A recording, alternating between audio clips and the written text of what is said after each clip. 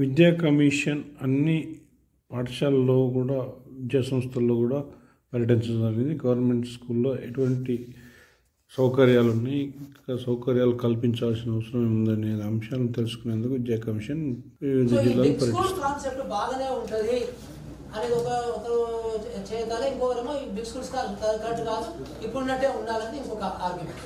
So big schools ఉంటే బాగుంటుంది చేయదండి. ప్రభుత్వము దాని మీద క్యాబినెట్ సబ్ కమిటీ ఉంటుంది, తర్వాత ఫుల్ క్యాబినెట్ ఉంటుంది, అప్పుడు నిర్ణయాలు తీసుకొని అమలుకు సంబంధించిన ప్రణాళిక గవర్నమెంట్ వస్తుంది. Thank you. We are going all over the state, meeting people, parents, teachers, students, officials, MUOs, DEOs, all kinds of people we are meeting. But first we have to understand. పనిచేస్తే బాగుంటుందని మీ అందరినీ request చేస్తా ఉన్నా.